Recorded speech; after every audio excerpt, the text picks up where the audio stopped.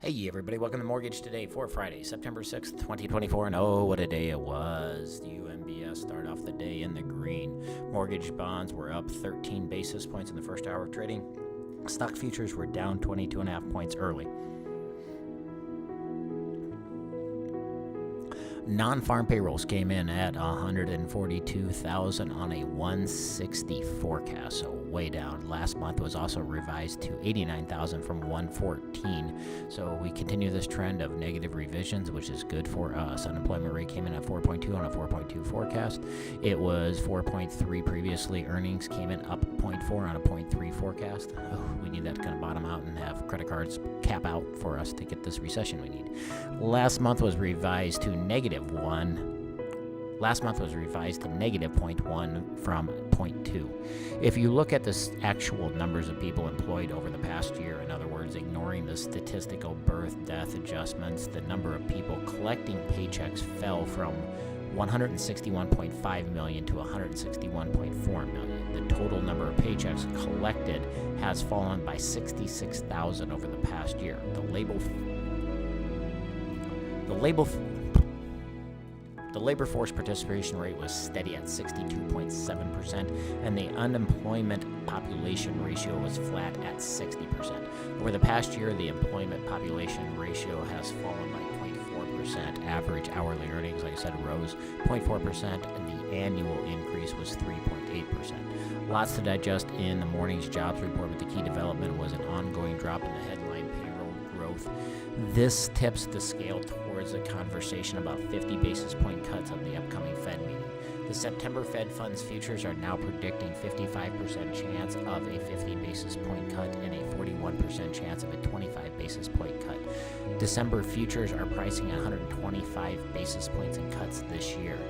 New York Fed President John Williams gave a speech at the Council of Foreign Relations in New York earlier today. He was dovish and openly stated he supports reducing the Fed funds target. If the New York president's speech this morning wasn't dovish enough for your taste, Fed Governor Waller later appeared and cooed through his entire time on stage. Even the title of the speech, "A Time Has Come," was too blatant for anyone to miss. Today's release of the Fed's Beige book covering economic activity from mid-July through the end of August is not a bestseller. 3 months ago, 10 Fed districts exhibited growth while 2 recorded flat or declining activity. 6 weeks ago, 7 districts showed growth, 5 recorded no growth or declining. Now just 3 districts saw growth. We came into today's jobs report expecting some clarity on the size of the Fed's impending rate cut, and in hindsight, it's abundantly clear that traders felt the same way. The only catch is that the lion's share of the clarity was reserved to a few short comments from Fed's Chris Waller. The market initially mistook those comments to suggest a 50 basis point cut, but swiftly reconsidered. In terms of Fed fund futures, the volume and volatility surrounding Waller's comments are far bigger than the action surrounding the jobs report earlier in the morning. Ultimately, it was good enough for rates, and with bonds holding modest gains, it ended the day up 12 basis points at 101.26. We also got this 2s to 10 spread back into positive territory for the first time in a couple of years. So hopefully we get that to a higher number. We can actually see some decent ARM rates come in. But at that 101.26, it puts us into a valuable new range. So we actually broke through that, what was a ceiling at 101.18, and confirmed we actually made a run at 101.52 before dropping back down to the closing place. So hopefully we can stay up in that area or actually find some news to get up into an even higher range. That would be nice.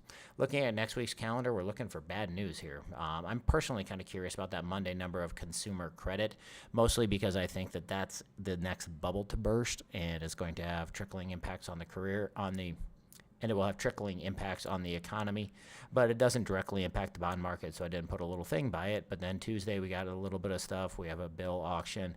Wednesday is when the fireworks start happening. We get core CPI, headline CPI, all that stuff comes in. We also have a 10-year note auction that will gauge the reaction to that. Then we also have jobless claims, which has been a big market mover on Thursdays. We also get the Fed budget, so we can see supply and demand issues. And then on Friday, consumer sentiment. So lots of stuff to digest next week, so rest up and check out some of the And check out some of our common sources and influences, particularly our sponsor at thatmakessense.com, that has a great series going on the amazing influence book called Persuasion.